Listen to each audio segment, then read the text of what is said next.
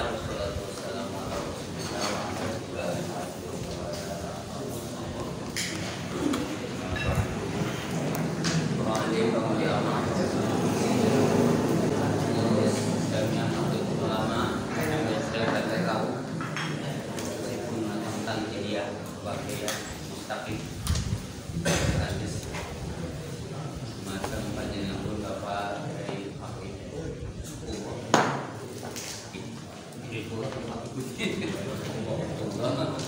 Alhamdulillah kita kumpul salam.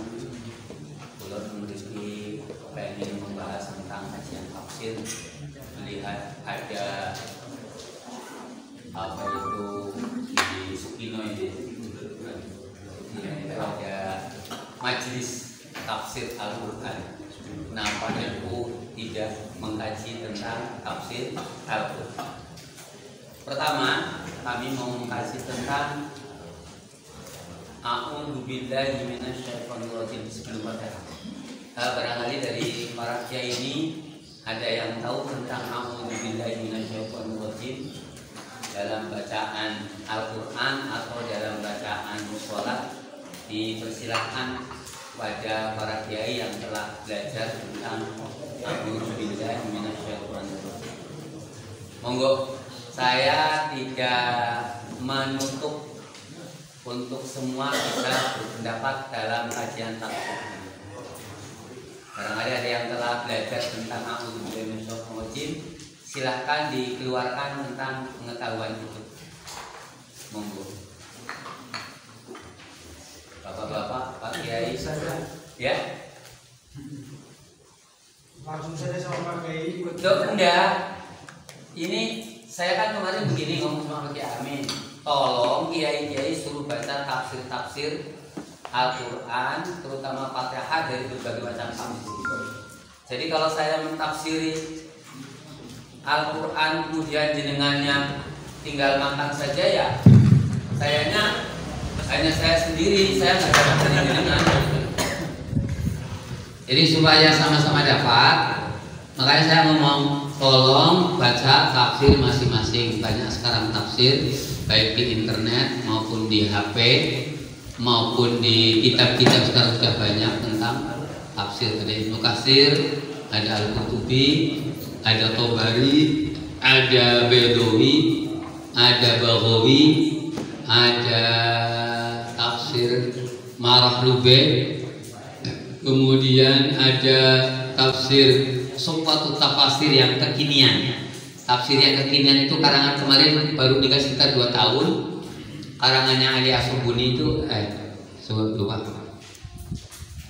Itu namanya kitab Sufwatut Tafasir dan itu sangat-sangat ringkas sekali, dari berbagai macam tafsir disajikan di sana. Nah, ini kami mempersilahkan kepada semua para kiai untuk membaca kitab itu, kemudian dikejawantahkan di sini, itu kayak gitu. Jangan kemudian saya yang suruh belajar sendiri sama Pak Nadarudin. Monggo Pak Nadarudin tentang A'udzubillahi minasyaitonir rajim. Atau barangkali Pak Kiai Amin, Pak Kiai Afif mau berpendapat gitu tentang A'udzubillahi minasyaitonir rajim. Silahkan. Gak ada yang komen?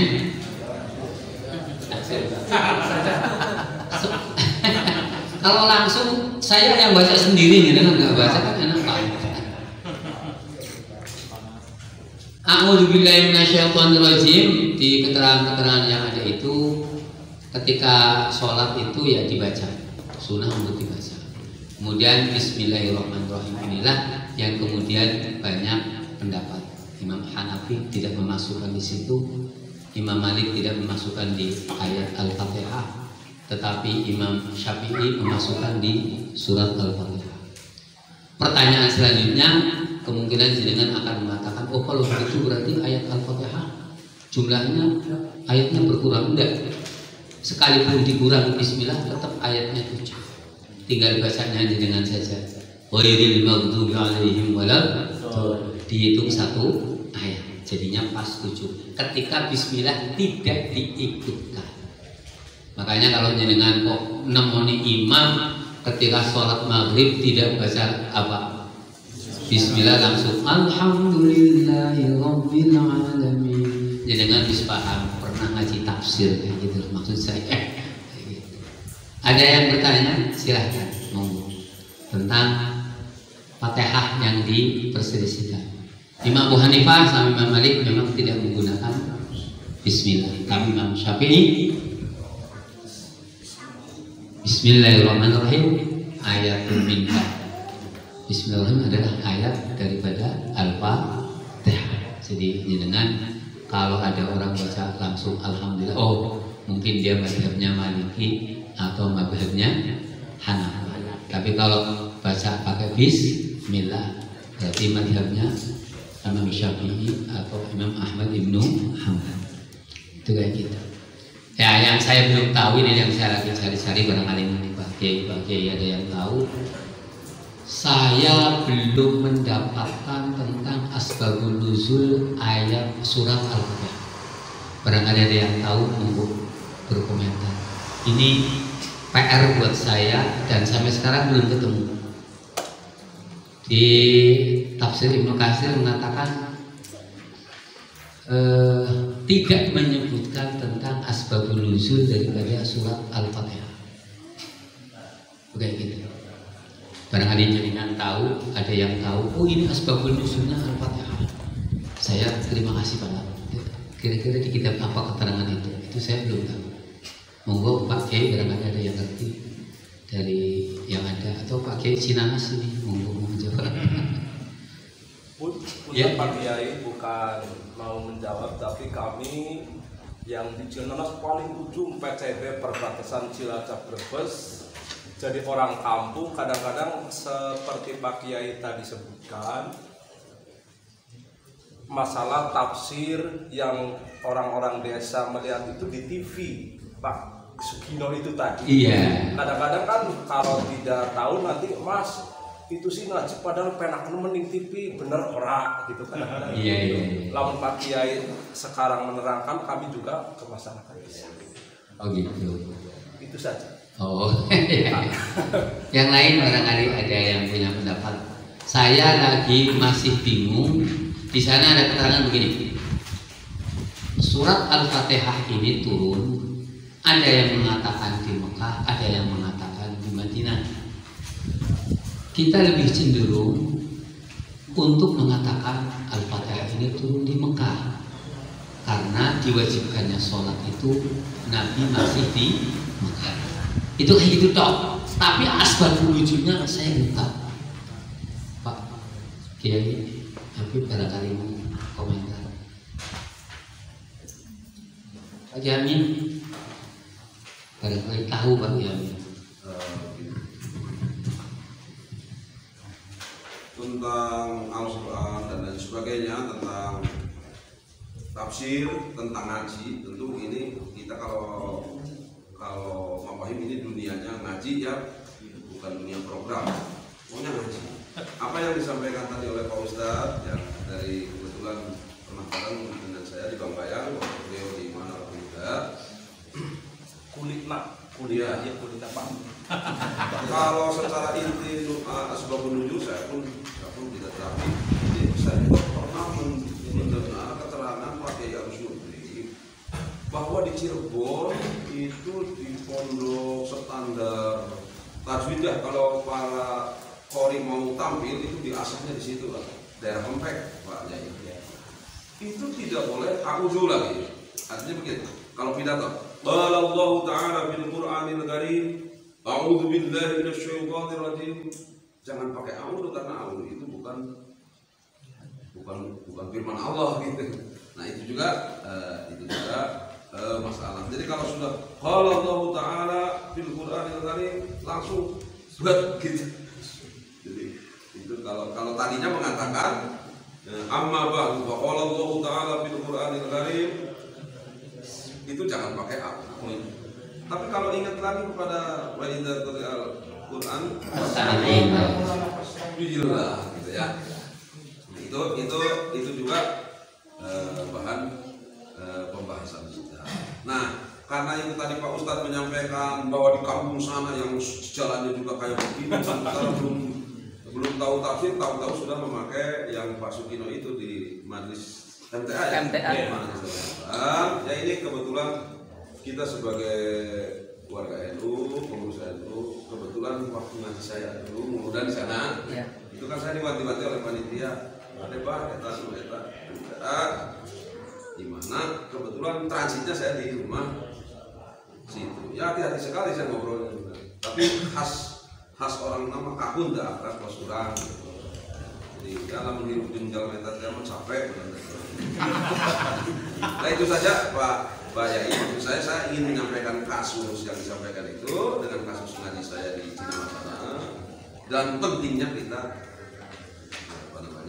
ngaji tafsir. Gini Pak. Gini. Masuk Pak Kiai Pak dari belakang. Ya. Ngomong apa Pak? Mengenai tadi permasalahan tadi surat Fatihah ya, masalah turun dari Mekah ke Madinah ya. Iya. Saya mau menjawab tapi bukan yang berarti bisa, tapi memahami dalam suatu kitab yang namanya Hasyiah As-Sawi ya. Jadi di situ dijelaskan suratul Fatihati makiyatun wa huwa qaulul aksari wa qila madaniyatun. Artinya surat Al-Fatihah itu berarti diturunkannya di Makkah. Wa huwa qaulul aksar itu menurut kebanyakannya ulama. Wa qila madaniyatun, adapun kalau menurut qil itu di Madinah diturunkan. Mungkin secara singkat seperti itu. Adapun nanti ada tambahan-tambahan, kok bisa di Mekah, bisa di Madinah, itu bagaimana ceritanya? Jadi ada sambungan keterangan lagi yang lain itu ada. Di antara wajah ba'duhum bainal qolaini faqala dijilat marrotan di Makkah tinapuri wa sholatu wa marrotan bil Madinati tinapurilah kalau kiblatu. Jadi mungkin itu perbedaannya. Kenapa ada yang di Mekah dan ada yang di Madinah? Jadi sebagian ulama mengumpulkan di antara dua kaul, ada yang mengatakan satu tadi di Mekah dan yang satu lagi di Madinah. Jadi menurut sebagian ulama karena surat Al-Fatihah itu diturunkan dua kali marotan. Pertama di Mekah ketika mulai sholatnya itu dipadukan. Yang kedua di Madinah ketika ada perpindahan arah kiblat. Mungkin hanya itu yang dapat saya sampaikan. Mohon maaf kurang-lebihnya. Wassalamualaikum warahmatullahi wabarakatuh. Terima kasih. Terima kasih. Ini pengetahuan bahwa Al-Fatihah turun dua kali. Jadi jaringan bisa cerita kalau ada ayat Al-Quran yang turun dua kali, diturunkan dua kali, turun itu yaitu surat apa? Al-Fatihah. Itu ada di keterangan As-Sawi. Para ulama lebih cenderung turun di Mekah. Itu seperti itu. Kenapa? Karena awal sholat itu ditekankan sudah ada di Mekah. Maka Al-Aqsa nuzuluha di Mekah. Yang kebanyakan para ulama turunnya di kota Mekah. Tapi dijawab dua kali turun juga di Madinah, berarti maka dikatakan Al-Fatihah turun dua kali, pertama di Mekah, yang kedua di Madinah, kasus tentang kiblatain itu tadi. Dua arah kiblat yang tadinya menghadap ke Baitul Maqdis kemudian menghadap ke kota Mekah.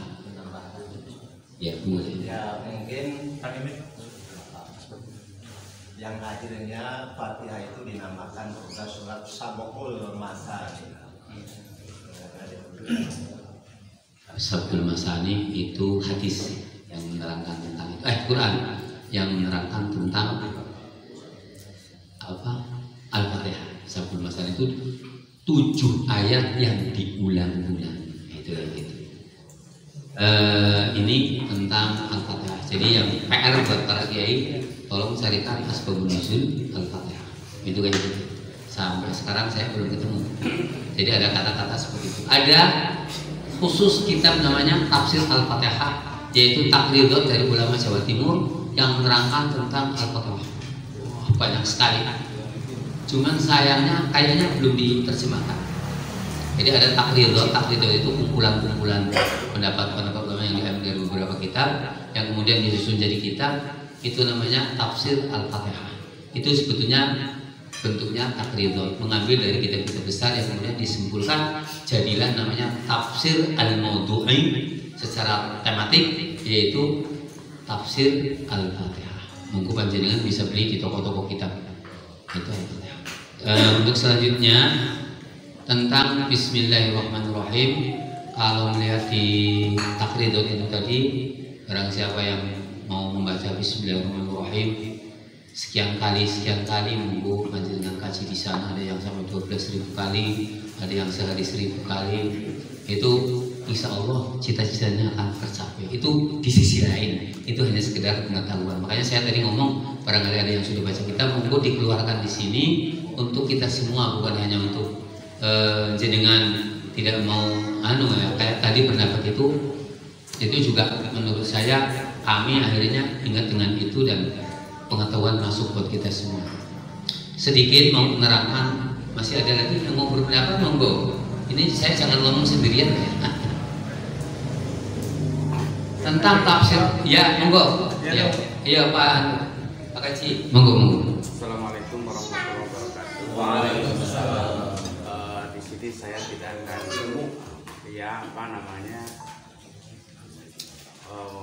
mengkaji atau mengupas tentang Fatihah. Cuman saya mendengar dari penjelasan ulama kita, yaitu Gus Baha. Jadi kata Gus Baha itu karena Fatihah itu merupakan kalamullah, semua Al-Quran itu kalamullah, dawaan Allah, sehingga surat Al-Fatihah itu kalamullah yang sudah dihibahkan kepada manusia, sehingga seolah-olah, apalagi kalangan Nahdiyin ya, seolah-olah milik orang Nahdiyin, sehingga setiap saat tidak hanya sebatas ketika sholat, bahkan ketika tahlilan seringkali membaca Fatihah. Dan kalau di kami itu setiap mau lebaran sebelum khatib naik pun dipakai untuk menarik sedekah, jadi menyampaikan sedekah lewat bacaan Fatihah. Tercantum yaitu di ayat ketika iyyaka na'budu wa iyyaka nasta'in. Kalau kalimat iyyaka na'budu sedangkan bukan kalamullah, masa Allah menyembah pada engkau? Iya itu. Jadi karena kata Gus Baha itu, jadi surat Al-Fatihah itu sudah disedekahkan, dihibahkan kepada umat manusia, sehingga setiap tadi disebutkan Sab'ul Masani, yang surat yang ayat yang diulang-ulang hampir setiap sehari semalam kita lebih dari 17 kali ya, lebih dari 17 kali, ditambah yang sunah-sunahnya, apalagi yang tahlilan. Itu saja, tidak panjang lebar, hanya berbagi informasi. Ya. Assalamualaikum warahmatullahi wabarakatuh. Waalaikumsalam. Masih ada lagi? Kami di sini mau menerangkan tentang Fatihah itu terbagi menjadi 4 macam. Yang pertama ilmu usul, ilmu pokok, ilmu asli, ilmu asal, ilmu pangkal, ilmu pokok. Yang pertama alhamdulillah, itu adalah merupakan al-ilahiyah, sifat ketuhanan kita kepada Allah dengan memuji tadi. Yang kedua an-nubuwah, di mana an'amta alaihim, itu an-nubuwah, kenabian. Yang ketiga adalah ad-darul akhirah, maliki yaumiddin, sebagai raja di hari kiamat. Itu isi ilmu al-asli yang pertama. Yang kedua ilmu al-furuq, ilmu cabang. Ilmu cabang itu isinya adalah iyyaka na'budu wa iyyaka nasta'in. Pertama iyyaka na'budu, yaitu al-ibadah. Ibadah itu ada 2, ada maliyah, ada badaniyah. Badaniyah dan maliyah dikumpulkan jadi satu, yaitu al-umurul ash, urusan-urusan kehidupan, al-muamalah, al-munakahah. Disinilah yang kemudian timbul adanya al-awamir wa nawahi, perintah dan larangan. Yang ketiga ilmu tahsilil kamalah, yaitu ilmu akhlak. Mana iyyaka nasta'in wa iyyaka nasta'in. Sehebat apapun yang kamu punya, pasti kamu minta tolongnya hanya kepada siapa? Allah Subhanahu wa ta'ala. Bahkan ketawaduan. Apa itu Nabi Yusuf itu dengan dalil itu tadi, iyyaka nasta'in. Jadi selanjutnya ilmu akhlak itu ada pada iyyaka nasta'in, di mana kita al-istiqomah. Istiqomah dalam menjalankan syariat. Syariat itu ada di Fatihah. Mana? Ihdinas siratal mustaqim. Itu syariat. Artinya kita harus menjalankan syariat dengan benar. Maka timbullah yang namanya thariqah. Thariqah akan timbul hakikat. Hakikat itu apa? Ya ridho Allah, itu hakikat. Kemudian yang keempat, Al-Fatihah adalah mengandung al-qasas wal akhbar an umamil khaliyah, cerita dan kabar tentang umat-umat yang telah lewat, yaitu di mana as-su'ada, orang-orang yang bahagia. Alladzina an'amta 'alaihim, isinya di sana adalah asyuhada wassalihin wassahabat tabi'in. Itu wal ulama ilmu musannifin di ayat yang lain. Itu minas su'ada, yaitu minal anbiya wa ghairihim. Yang selanjutnya minal asqiya, siapa? Al-maghdubi walad-dhalin, mereka yang dibendui, dimurkai, dan orang-orang yang tersesat. Siapa? Di sana ditafsir adalah al-yahudu wan nasr. Itu yang bisa saya utarakan. Dan nama-nama Al-Fatihah itu banyak, sampai 20. Ada yang namanya Ar-Ruqiyah, Asy-Syafiyah, Al-Wafi, An-Nur, kemudian Ta'limul Masal, kemudian ada lagi namanya Suratul Taqfir, Suratul Su'al, Suratul Ummul Kitab, Suratul Syifa. Itu nama-nama Al-Quran, nama-nama Al-Fatihah. Maka Al-Fatihah ada jumlah namanya sampai 20 nama surat untuk Al-Fatihah. Maka ketika jenengan dimintai obat untuk orang yang lagi sakit, ya sudah Fatihah saja, sebab di sana apa? Suratul Syifa, surat obat. Ini yang dapat kami sampaikan. Barangkali masih ada yang mau menambah, monggo. Cukup sekian dari saya. Assalamualaikum warahmatullahi wabarakatuh.